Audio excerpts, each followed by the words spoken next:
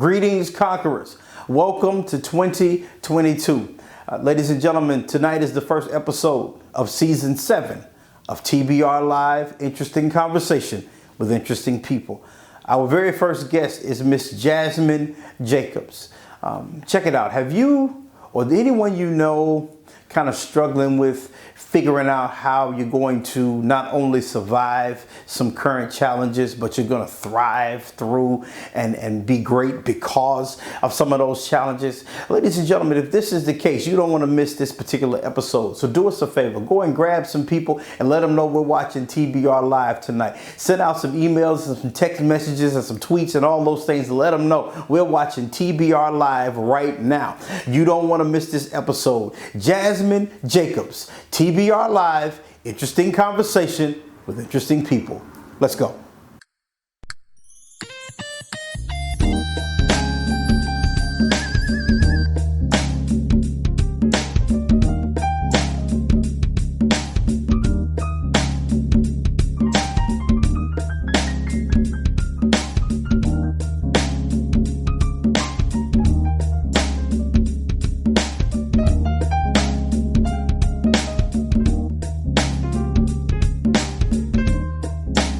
Ladies and gentlemen, welcome to the show. Our very special guest today is Miss Jasmine Jacobs. We're going to talk about life and career, life lessons, and might even finally tell some jokes. Welcome to the show, Miss Jasmine. Hello, how are you? Fantastic, fantastic. Thank you for agreeing to do this. This means a lot to us. Thank you for having me. I feel wonderful about doing this. Fantastic. All right, let's get into it. First, standard question. Who is Jasmine Jacobs? Wow, so number one, I am definitely a messenger. I'm definitely carrying a message to teach, to empower, and to uplift. So that's number one about Jasmine. I'm also a mother to a 4-year-old son, and I'm a college graduate. I love the field of construction. I love, the building process. That's my career field. I love, being in that space, just seeing it go from start to finish, whether it be residential, commercial, or industrial. My hobbies, I have plenty. Main one is dance. I love to teach dance and I love to take classes. And that's in all genres. And also, my passion is really mental health awareness and substance abuse awareness. Okay. All right.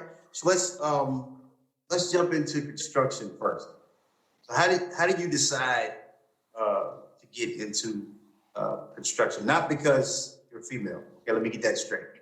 But it's just people who like to build. That's an interesting thing for people who like to use their hands to actually build stuff. So how did you land there? So my grandmother, my late grandmother, who passed last year, December 2020, she's one of my idols. And she loved taking me to Parade of Homes, actually. So we would go and, go into these open houses in these very nice neighborhoods. And I mean, I just loved it. I loved the furnishings,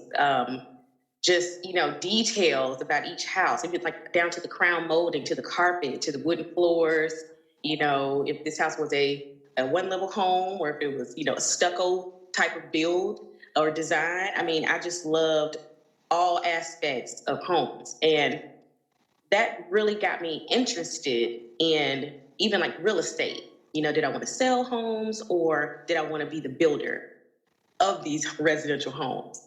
And it gave me a great idea to want to work in my own community of Birmingham, Alabama, which does need a lot of upgrades. And there also are other aspects of Birmingham that are definitely great as far as the urban planning aspects of it, laid out well. But those desert areas that, need this and that and the third, I really wanted to help that. So by the time I got to high school, there was this one teacher and it was Intro to Architecture. And I said, I have to take this before I leave here. So I did, and I was introduced to blueprinting. I was introduced to AutoCAD. So that design aspect was built into my mind. But then when we started getting hands-on and I started, pouring cement and doing, measuring and things of that sort, I really found a liking to more of the builder's side. So that's what really leaped me into that field. And as a female, it was very unique because there were so many males. When I got to college, I was one out of maybe three women that were in my main courses in career, and I loved it. I mean, I'm taking construction surveying, I'm taking cost estimation, I'm taking, different classes that definitely you would see a lot of males doing this stuff. And they're like, are you really going to get out there and push some heavy equipment? And I'm like, yeah. Yes, I will definitely operate an excavator. I will definitely do that. So that, pushed me on into my career. And I moved to Tampa, Florida. That was the first place I moved right out of college. My first job, worked for a construction rental company. I loved that. We sold rental equipment literally to everyone throughout the U.S. and even in Canada. And so that was amazing. Did that for a while. And then after that, recently, I was just on a project building another Amazon warehouse. That's definitely going to house, a lot of people and bring in jobs. And I got to see that start to finish. My internships in college, working for, rebuilding high schools and recreational centers, doing renovations. So, yeah, I've definitely touched a lot of things within that, even down to carpentry. I'm certified in carpentry, hand and power tools. I definitely know what to do. I have my own little pink toolbox, my personal one, and then the one for work. And then also, I was just able to meet a lot of people, a lot of networking that you can do through that. So I've definitely gone from laborer to field assistant to, back to intern and then shadowing project managers. So yeah, just definitely wanting to be a leading lady on a job site. That's my goal. So I'm working on it. That's good stuff. So you mentioned dance as a passion. Mm-hmm. Is that in your DNA, or were you exposed to something and introduced to it, or where'd that come from? Oh yeah, I was definitely born this way. I was born this way. Yeah. I've gone through many elements of dance, an extensive background with that. I definitely have picked up instruments. I played the flute, I played the violin, I played the piano, but nothing lasted as long as dance did for me.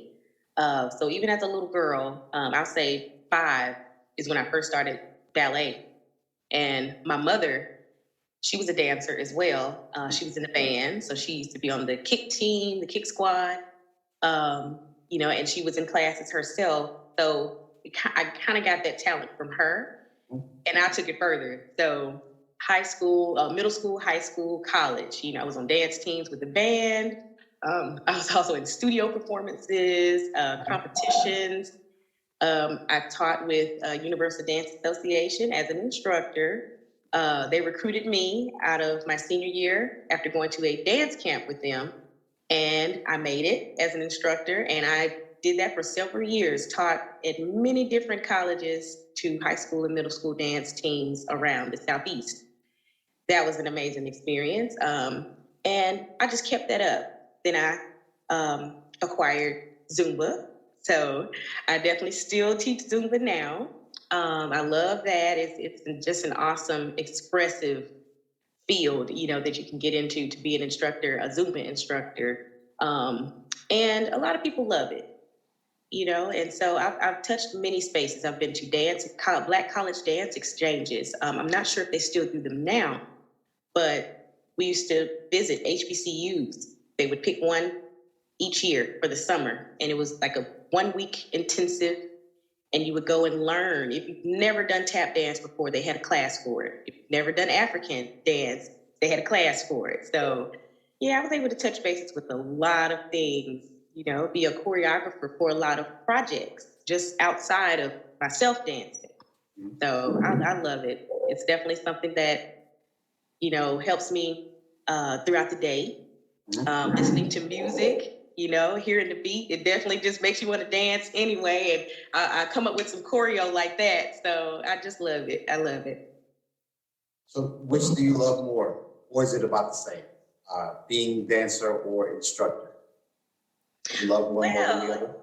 And that's a good question because it's to me, it's the same. It's like 50-50 because I've always been a leader, but I also don't mind following and making something my own.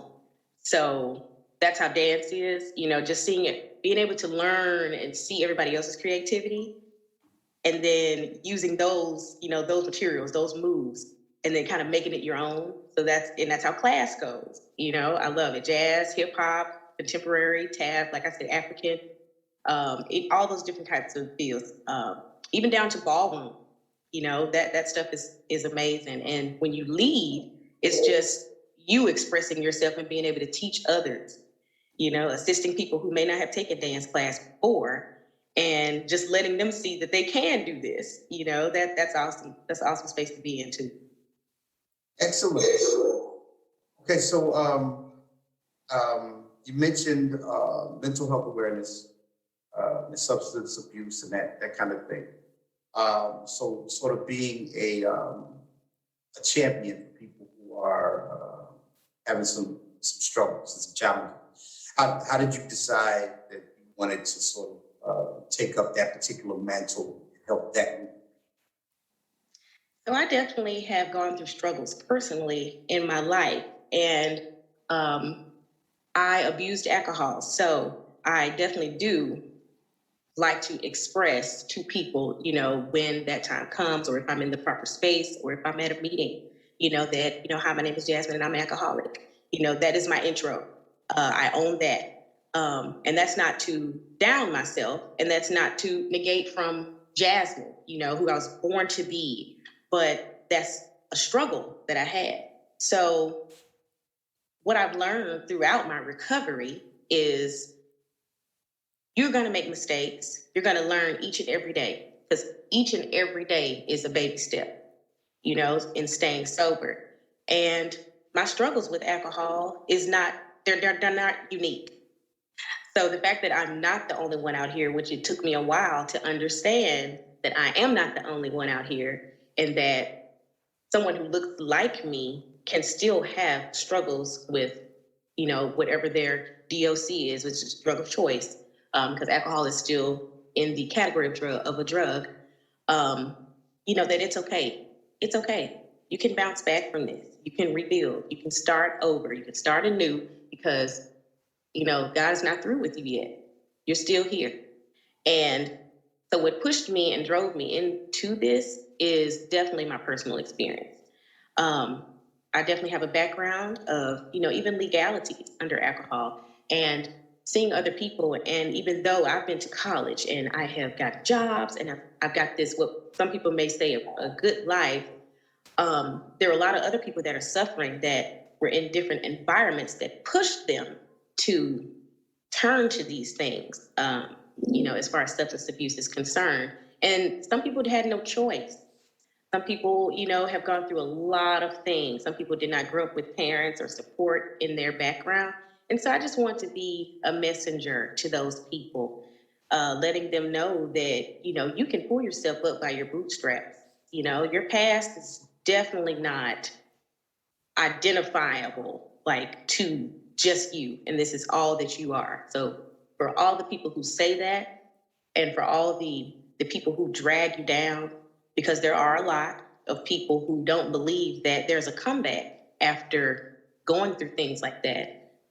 But I'm a perfect example of not letting that consume me, letting my past consume me, because I'm not a new Jazz.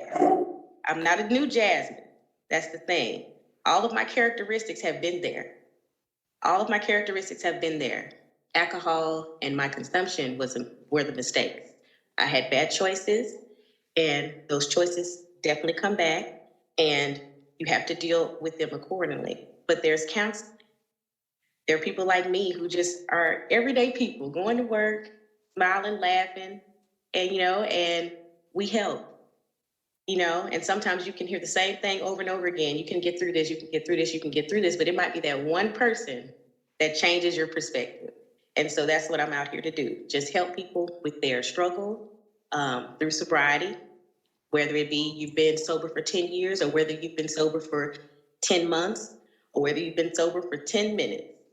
So I would like to be there for those people, send them my story, share with them my story, and be able to just uplift them and show them a path that they can go on that will help them and encourage them even when they don't have someone technically in home, because we're a family and mental health definitely plays a part in when it comes to people who are suffering through substance abuse, because a lot of times you're silent. You don't want people to know that you're struggling in that space, and it's a dark space to be in. So yeah, I'm a messenger. Like I said at the beginning of my intro, that's me. But it's not all to me. So, but it is a part of my identity, and I'm in recovery, and I'm good. I'm good. That's a beautiful thing.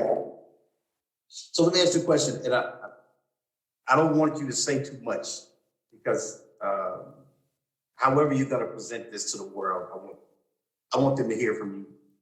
But I do want a little bit of the turning point, the moment when you decided I'm kind of done with this and I'm moving on with my life. Can you give me a little bit of what that moment was like? But please don't give it all away. Okay. So what happened? So I actually had many turning points. And the reason I say that is because when you're in an addiction and you think you have this thing mastered, I'm just going to put it like that, for the people who are suffering, who are confused, who feel like they can't get away from this, I'm talking to y'all. So when you're in an addiction state, you think you can beat this thing. You may have been sober for a couple days or maybe a week or maybe a month, and you try to outsmart something that is a chemical imbalance within your brain, or you try to outsmart that's something that is a mental instability within yourself. You can't do it alone. So what do? You rely on self. There's a higher power that you have to go to. And whatever that higher power is, I have my own, and people have many different things that they consider their higher power. But at that point in your addiction, your higher power is your substance. And so my turning point was when I decided, after a year and a half of sobriety, after coming out of rehab, and after going through the legalities, that I think I've got this thing mastered. One drink won't hurt. One glass of wine won't hurt. And it came back stronger, and it always does. And that's the thing that our brains may not understand, because we're so used to getting over a hill and then starting anew. And that is the rare form space. That is the most vulnerable space that you're in, is trying it again. There are many references in books for NA and even for AA that can assist with those type of situations where you feel like I can just do this again, and you can't. So my turning point definitely was when I tried it again. And this time I definitely felt like I had hurt so much of my family that I just felt pure failure, pure grief, pure, just defeat. And I stayed in bed for a day, and I just was like, I can't. This is enough. This is enough. After thinking about everything, after thinking about so many times before, and me understanding that the reality is God has been saving me for all these different situations I put myself in. God has still been saving me, even throughout the wrongdoings that I've been doing. So my turning point was when I actually realized, looking back, out of all these quote unquote bad situations, there were so many savior moments. There were so many moments of glory. There were so many moments of grace. And I wasn't going to try God again. I was not going to go against the grain again, because sometimes when you do pick up, because that's what we call it in our community, when you do pick up again, that might be the last time. And you never know. So that definitely was a turning point for me. And it took a day for me to really sit back and understand that and really know that, wow, this is real. I can't do this again. Wow. Okay. Okay. Thank you for sharing that. I hope you didn't give too much away. Sorry to take you down that path, but that somebody's watching that's going to hear, hear those words. So, tell me if I'm wrong, but I'm hearing something underneath all of this. You talked about your passion for construction, dads, and being an instructor, and being someone, being a champion for some people with some issues. I'm hearing an underlying sense of determination. Is that accurate? Yes, that's definitely accurate. And there's some things that are being worked on right now where my entire, I'm definitely building a platform for myself, but my entire being is definitely going to be pushed around this subject matter. I know in the African American community, we don't stress enough that therapy is great for yourself. It doesn't matter what age, because therapy can actually help you point out the traumas or point out different turning points, just like how you asked me before, and just really just assist you overall, on just everyday life problems or struggles, so that you can move forward and know how to cope. Because for me, coping was where I was triggered. Learning how to cope with things that were happening, learning how to maneuver through life, identity, being afraid of someone knowing that I had a struggle like this, like those different things, that was very scary for me.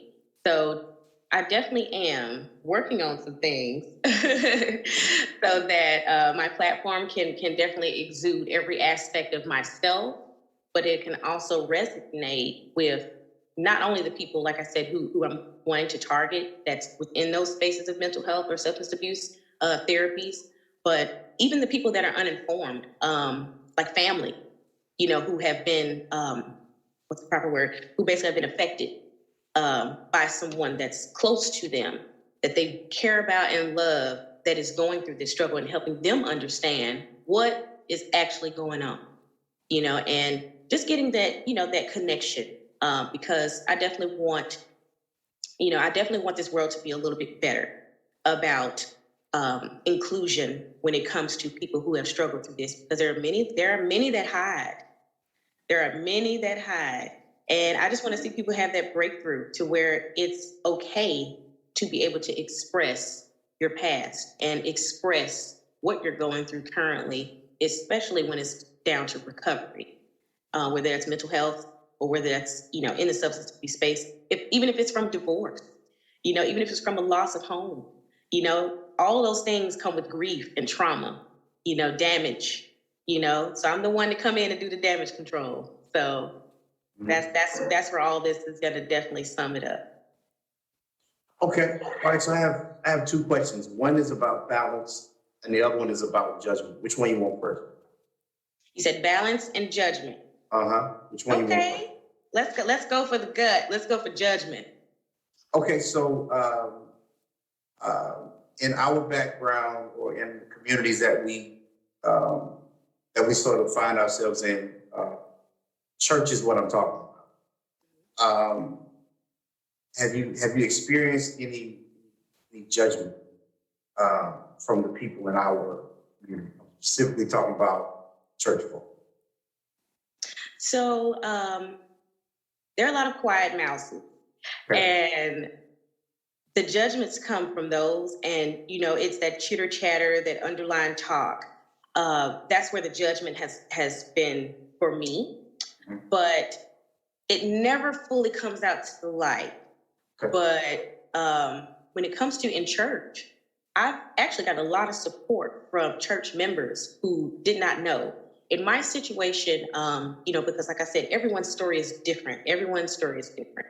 And I grew up in a church where, it may have been a little chitter chatter about people, individuals within the church that may have had a past of, not only, not just substance abuse past, but it could be other areas.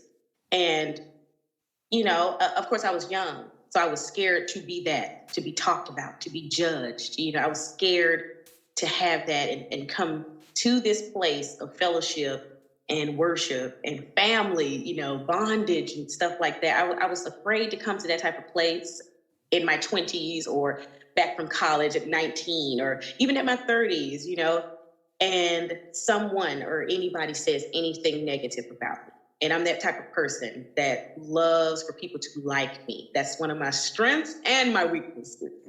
So I definitely wanted that to not be me. And as I was going through my struggles, struggling in silence, nobody really knew. There may be some close friends of mine, that have gone to church with me that knew, and their parents might have known because we all grew up together. But it was very minute. It was not a lot of people that knew. So in my situation, it was very covered up. But going into the church, I never saw that. But when I did speak up, and I basically just threw what they throw the kitchen table at you, whatever that saying is, when they just throw everything at you. I did that. I threw it all out there. And I just said, hey, this is what I've been struggling with. I've had legalities, I've had this, I've had that, I've been to rehab, and I am back and I'm better. And I'm gonna have bad days, but just pray for me and uplift me. Just pray for my strength, pray for my recovery, pray that I keep going, and pray that, no weapons formed against me shall prosper, because that's what I'm pushing for right now, is to keep going in this sobriety. And I got so many positive reactions. So I didn't actually experience the judgment even within the church. I didn't. But this is a common thing that has been stated when it comes to, even in my groups that I go to. I go to AA meetings. I do Zooms. Just listen in. You don't have to come in and speak. You can just listen in. You don't have to show your face. And that's what I love about that community, because it doesn't matter. It doesn't matter, black, blue, brown, purple. They don't care. They don't care what age.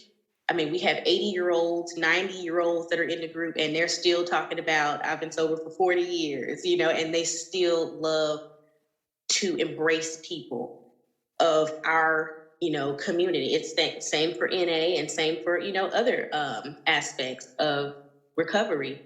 So when it comes to judgment, you're going to get that. You're going to get that. The number one place is not even the church. The number one place is your workplace. Really? Yes, because, and this is just, to enlighten and educate, people who may not know. If you do openly express that, in some spaces, it's not accepted well. And you have to think about it. If I were to come to you and say, yes, and I'm a perfect fit for this, job. But at the end of the interview, shake my hand. Oh, you got the job. Okay, well, I would like to discuss this with you. And may I, this is sidebar from our, interview. Oh, yeah, sure. And I let you know, I am in recovery. I attend AA meetings. I've been in recovery for X amount of years or X amount of months.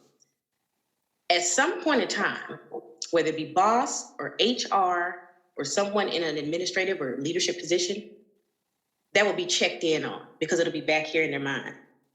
Making sure that you're not drunk coming into work, or making sure you're not high coming into work, or making sure whatever it was that you just told them that you're not that.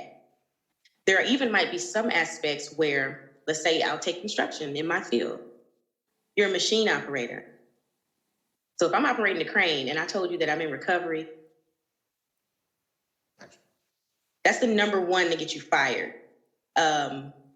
you even having, any indication of you being inebriated while working. So that is a stigma, and it's really, really hard in the workplace. So I do suggest people, choose carefully when you're going to say it, because there's nothing wrong with you saying it. That's your right. You have a right to speak that because it's your truth. And then you're just letting them know. And there are a lot of congratulatory people within the workplace. So it kind of works both ways within the church as well. You have people that are supportive, and you have people that are not. They don't even care about any of that because they see you as an individual, because they have their own past. And there are some people who can't get over it.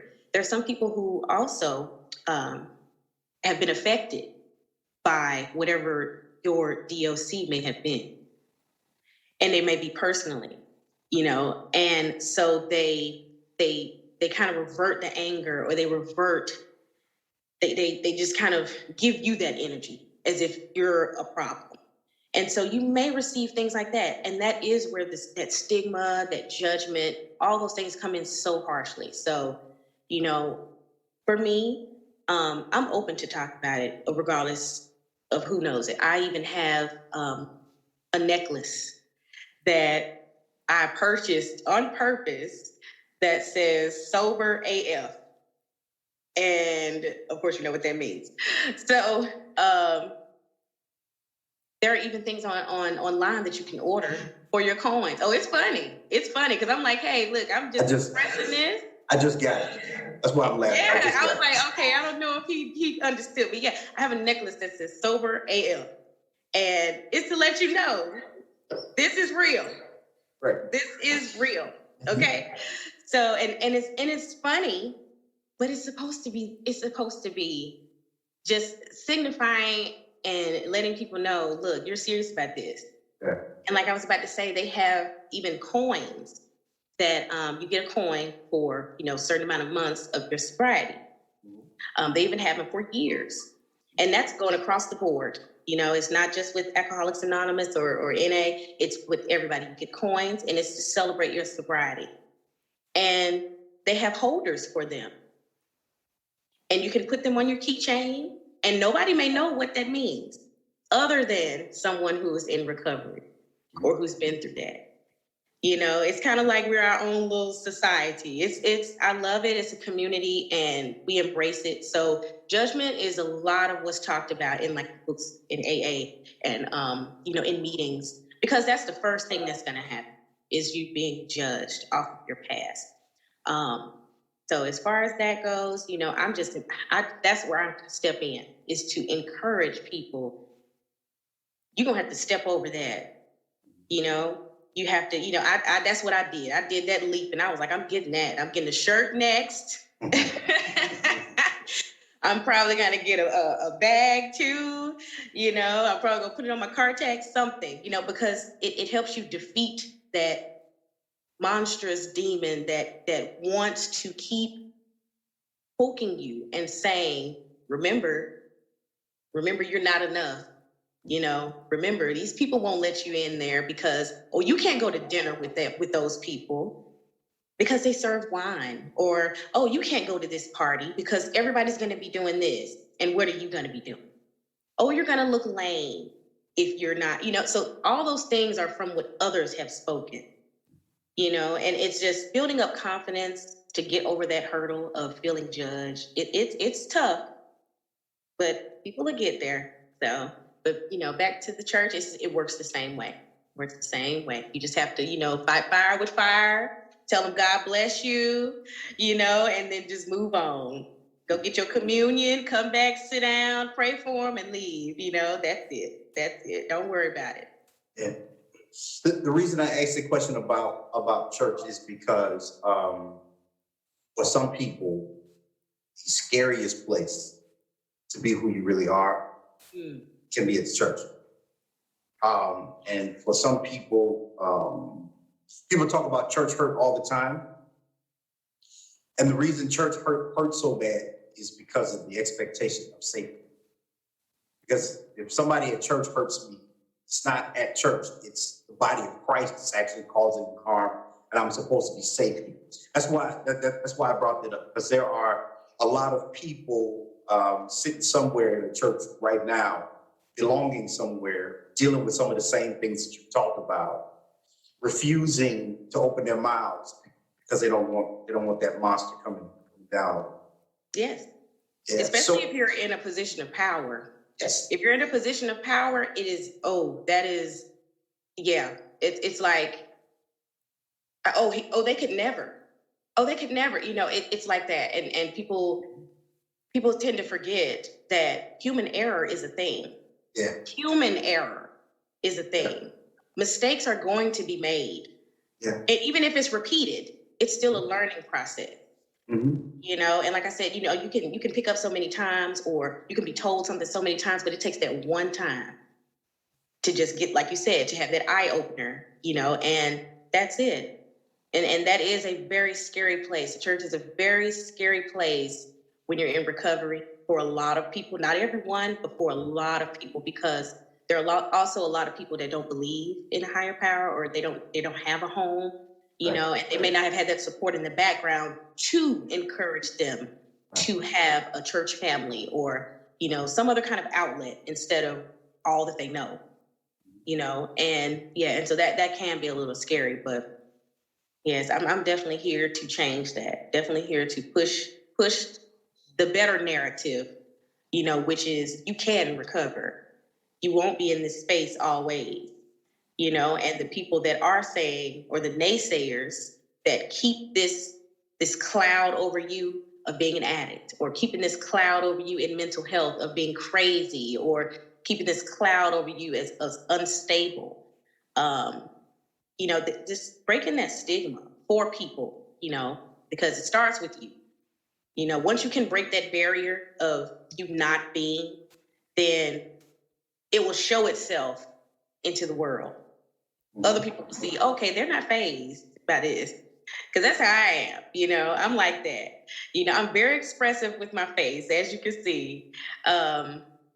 It's so funny because a lot of people will say, I can be real quiet, but my face tells everything. So when I actually had someone come to me they contradicted themselves so bad. And it was a judgment.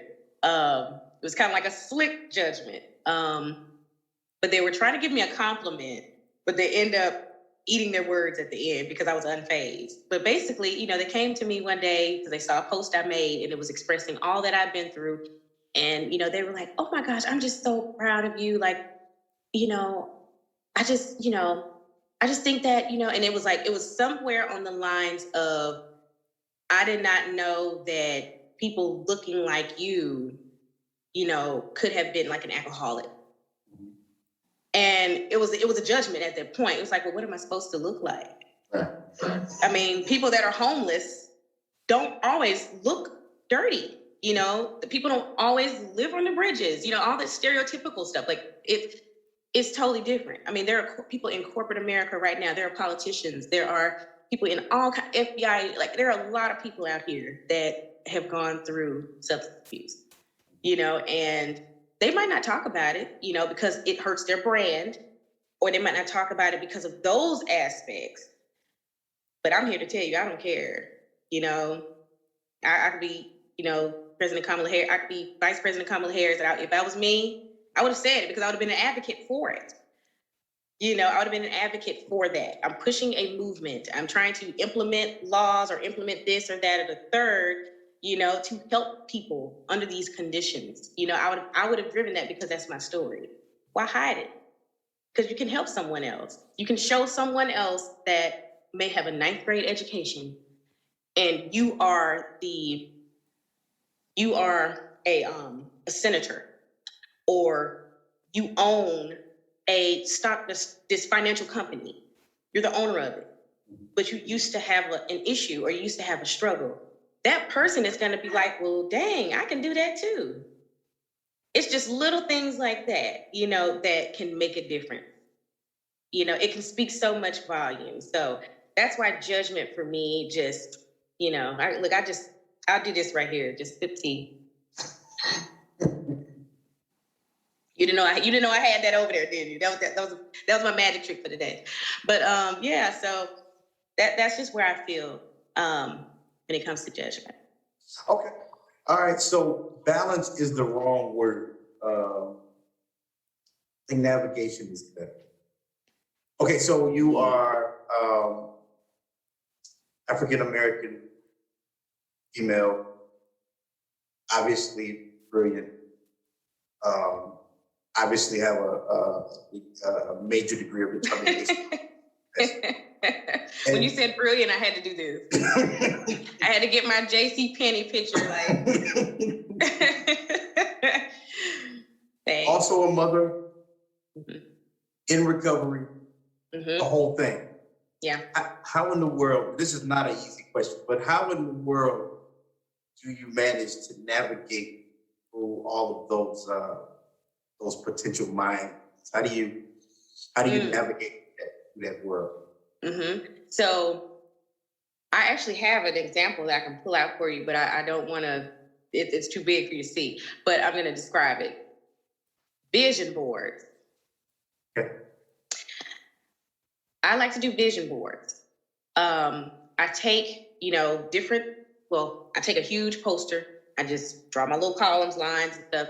And I put up career, motherhood, anything I'm involved in. Okay.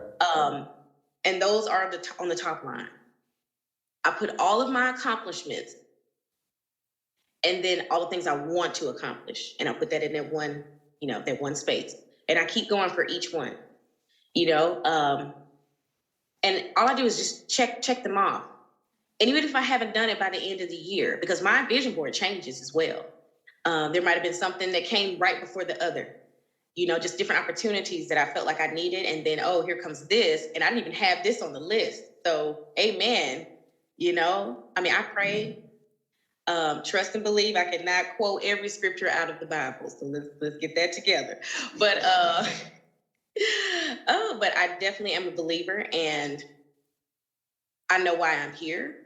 I'm learning my purpose. I'm 32 years old and I am still learning every aspect of what my purpose involved, like all the niches in there, because I'm a multifaceted person. So because like what you're saying, how do I navigate and how do I literally write it down. I write everything down and therefore I have a visual and I get it out my head. Because for me, if all these things and ideas stay in my head, I get cluttered, it gets cluttered up there. And then I just feel like I'm all over the place. I get a little flustered.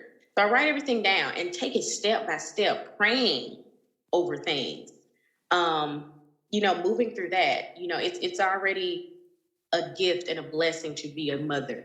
So there's so many aspects under there that I would like to get to, even owning a home for us. Definitely having, big goals and dreams for him in his developmental stages right now. He's 4. And so this is a time where let's incorporate a piano and let's see if he likes that. Not just sports. Let's tap into his creative side. So I would like to, this is that and the third, so it's things like that. In my career, I've been in many different positions, but I still have not gotten into that leadership position where I am the project manager. I might have assisted, I might have shadowed, but my number one goal is to not only receive my project management certification, my PMP. I do want to get that, but I also would like to step it up a notch and be a project manager. I have had many cases of project management experience, but I'm not certified yet. So let's get the certification. So that's what I do. I take it step by step by step. And it's just good to check one off. And even if I don't, like I said, even if I don't check it off in 6 months, it's still a work in progress. I even have hopes of public speaking. That's the first thing that I would like to do. Master public speaking. And even if I'm not a master at it, because none of us are just a master and just know it all, but I want to grow within that space. One of my ideal things to do, and right now I'm actually working on that. So I pat myself on the back because I've gotten started, but to be in ministry and to go and speak the word and push, definitely push people and into spaces to where they believe in themselves. And that's in the correctional ministry space. because there are a lot of people that are broken and they don't know where to go. They're just in these spaces, you know, they might be in prisons or jails, or they might be in work release. They might be in juvenile institutions, and they don't know what to do next. They're living in that space that they're in, and they feel like that's all that they have. But because of my experiences, you know, I want to come in and preach to them, not necessarily just preach. You know, we use that word a lot, but I definitely just want to speak volumes to them. Really get it in their head that this is not it. You know, that once you leave this place, you know, you have now literally just stepped into another element of yourself, you know, that you can pick yourself up. So that's another thing that would be on my vision board. And so that's just how I navigate, not only just through life, but I just navigate in all these different areas that I feel like I have my hands in. Yeah, and then once I accomplish that, I know I'm not done. I know I'm not done. I am never done. So, and even when it comes to just things I want in my personal life, you know, I want to be married. You know, I want more children. You know, I want that white picket fence. You know, so there are a lot of personal things that I definitely want for myself, and I pray over all of it. I pray over, you know, just even the people around me. You know, and I just pray for the best for them as well. And so, you know, I just do myself. You know, I try not to look at everyone else. And my vision board is my vision board, you know, and I just tap into what that is. And I just keep letting the spirit move me into what my purpose is now. So that's how I navigate. Very good. Very good. Okay, so a couple more things before I let you go. Let's do a little word association. I give you a word and you say the first word that pops in your head in response. Ready? Uh-oh. All right, forgiveness. I'll say me. Because I've been forgiven. Okay, family.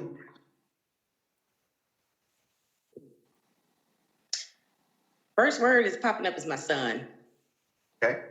Okay, progress. Within Christ.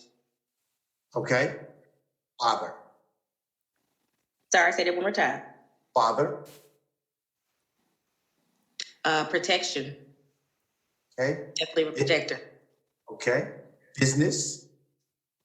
Abundance. Funds, finances, money. Let me go. I got 12 words for that one. Okay, planet. Growth. Okay, Like water. growing within the world. Okay, water.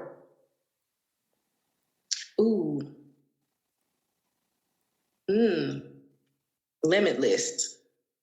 Okay, air. Breathtaking. Okay, salvation.